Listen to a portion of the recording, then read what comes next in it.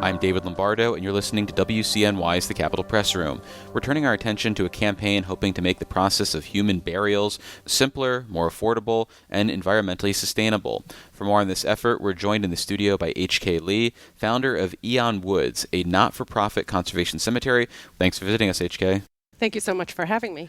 Well, I guess for starters, what are some of the shortcomings in the current burial practices that you're looking to address with your greener alternative?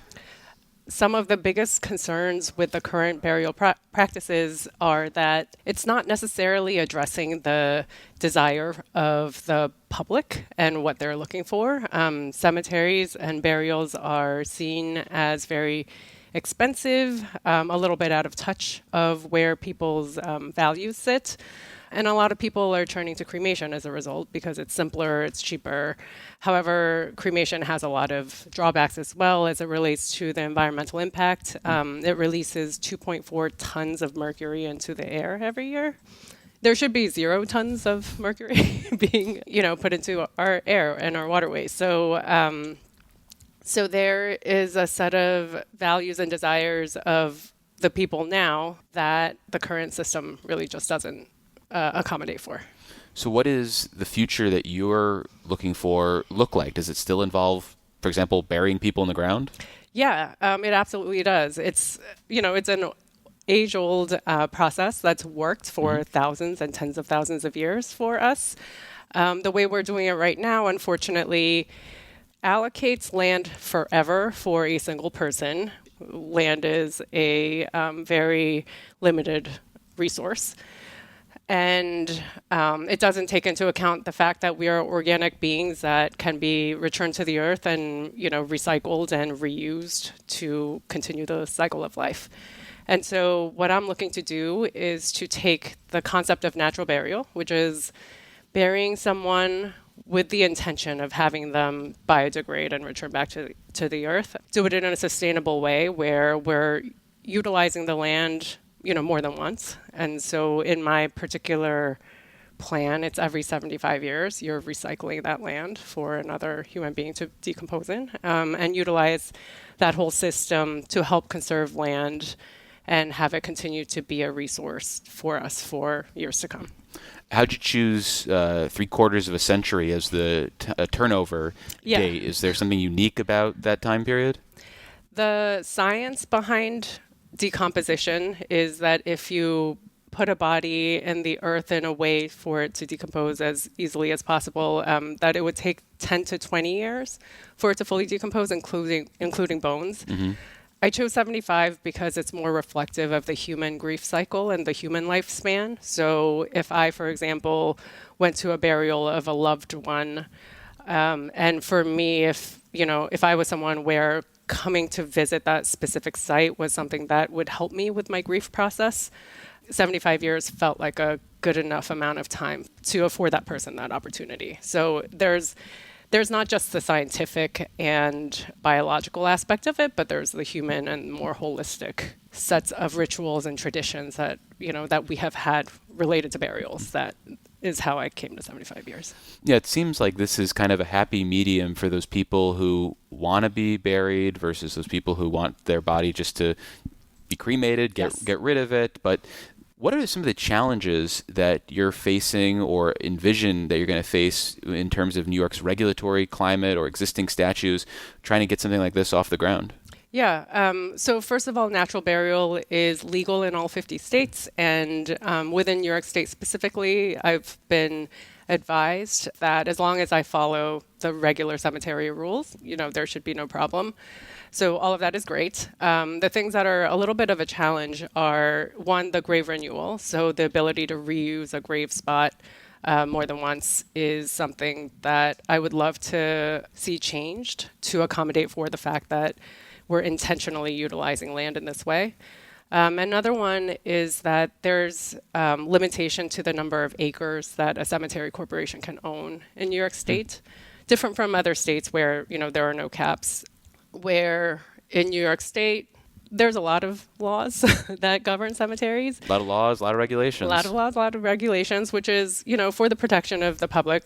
All of that is good. However, with the current kind of volumes and, limitations in space. One of the things that kind of get in the way from my perspective is that currently there's only 200 acres that a cemetery corporation can own. What I'm trying to do with conservation cemetery is that we're doing a much lower burial density, as well as choosing land where there's other conservation value of that land. So there might be a wet area or, a place that's rocky but has a beautiful scenic value or something like that.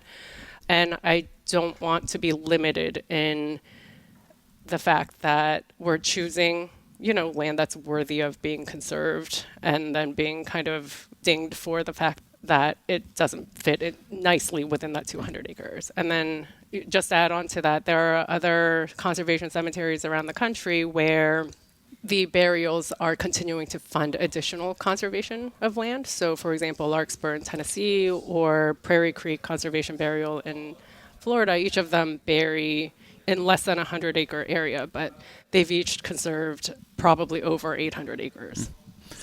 So a few years ago, New York approved what advocates describe as natural organic reduction, what listeners might know as human composting. Yes. How, if at all, does that impact what you're trying to do, or is this a whole separate ball of wax? It's a separate ball of wax in that human composting and aquamation, which is the water version of reducing the remains of someone in an industrial process, they're both alternatives to flame cremation. Mm-hmm. So you can think of all of those methods as industrial processes that try to get rid of the body as quickly as possible. What I'm trying to do is an attempt to bring land back into the equation, get folks to connect the dot of that full life cycle and including burial and death into that cycle and allocating land to specifically acknowledge and honor that cycle. You mentioned that land is a limited resource. So are you looking to start these on new, fresh spots, or do you think you could co-opt or take over one of the many abandoned cemeteries in New York? In an ideal world, I would be doing it on abandoned cemeteries. That requires a lot more legislative work and advocacy that would require funding. So the approach that I'm taking is trying to get to the biggest impact in the shortest amount of time. And what that entails is, for me, starting a brand new cemetery because, again, I just need to follow existing laws in order to do that. Gain success, gain trust, and have advocates in that space and utilize that platform to seek changes to allow us to reclaim abandoned cemeteries. So that'll require legislative change, that'll require, convincing of folks that we want to bring these back as rewilded and living parts of communities. Well, we've hit the environmental benefits that you're looking to ensure with this process, but you're also looking to make this process simpler and more affordable. So yes. What is it about this system that ultimately checks both of those boxes as opposed to the more traditional burial process, which seems less involved on its face, and I would assume then is cheaper? So there's less furniture or materials involved. So like a casket? So any fancy casket, concrete vaults, all the other accoutrements that kind of go along with add-on, services that can be provided. So in your system then, no casket? I mean, what am I going in? So it's up to you. Uh-huh. So you can go in simply wrapped in a quilt. Okay. As long as it's biodegradable, right? It's made out of cotton or linen or something like that. So it can be shrouded bodies. It can be bodies that are put into willow woven caskets or simple pine boxes. And the name of the game is local and biodegradable. And so you're basically getting rid of a lot of the add-on aspects of what people think of as conventional ways of having burials and funerals. In addition to that, our cemeteries, because they will be in more natural spaces where we're putting in a program that'll bring in natives, eliminate invasives, and have it be a managed wild space, you're not going to have the cost of the pesticides, the lawnmowers, the herbicides, fertilizer, the perfect, beautiful, manicured lawn is not what the visual is going to be. You're not going to have fancy monuments. All of our grave markers will be stones that will be unearthed from the ground and engraved, right? So all of the resources are right there on the land. And you feel like there's a demand for this that is being untapped right now. Absolutely. So the biggest challenge is that people don't want to talk about death. That's a big one in New York, yes. Our hospice rates are very low. Yes. And so that's the biggest challenge, to get people comfortable talking about it at all. But the minute you kind of get past that, or you talk to someone else, I guess, in some cases, people get it. I think there is something almost kind of like innate in us that when you mention even the words green burial, I've watched people's eyes just kind of process it, and they're just like, yeah, that makes sense. Like, it's simple. And there's actually proof of demand as well. So Rhinebeck Cemetery, which was I think, close to abandoned cemetery in the town of Rhinebeck in Dutchess County, Suzanne Kelly, who is a big green burial advocate, was someone that, got involved and brought that town cemetery back to life by offering natural burial. So that's one example. And Rosendale is one as well, in Ulster County, where similar story. It's low funded, volunteer run town burial ground, but they've started offering natural burial, and now it's on the map. So there's been proof that people want this. They just have to learn about it, and we have to make them available. In terms of the hundreds of abandoned cemeteries around New York, if you want to move into those spaces, are you going to have to get some sort of authorization to dispose of bodies and caskets that at the time those people assumed or hoped that they were going to rest undisturbed for years on end, till basically eternity? So is there a case to be made that also those people shouldn't be disturbed? It's a great question, and it's not something that I specifically feel like I have all of the expertise or knowledge about. There is a lot more to consider and research and figure out what the best path forward is. I can say likely from a biological and scientific perspective, likely all of those bodies are gone.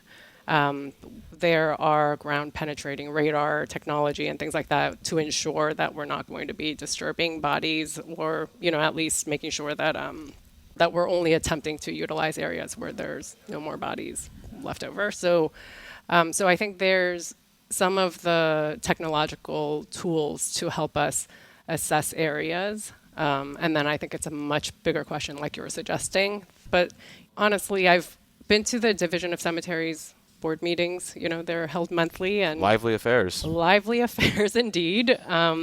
There's constant talk about abandoned cemeteries. The paperwork that gets processed of just like, hey, this town's board of 4 people who cared about the cemetery and use their own lawnmowers to mow it on a bi-weekly basis or whatever. Like, they're just like, we're tired of it. No one wants to take it over. We're calling it abandoned, right? Like, we're just watching this happen on a regular basis. And it's a good question, but it feels like there's an opportunity here to make them financially solvent. But yeah, to your point, it's more complicated than that. Well, unfortunately, that's all the time we have for this conversation. We've been speaking with H.K. Lee. They're the founder of the not-for-profit conservation cemetery, Aeon Woods. H.K., thanks so much for making the time. Thank you so much for having me. I appreciate it.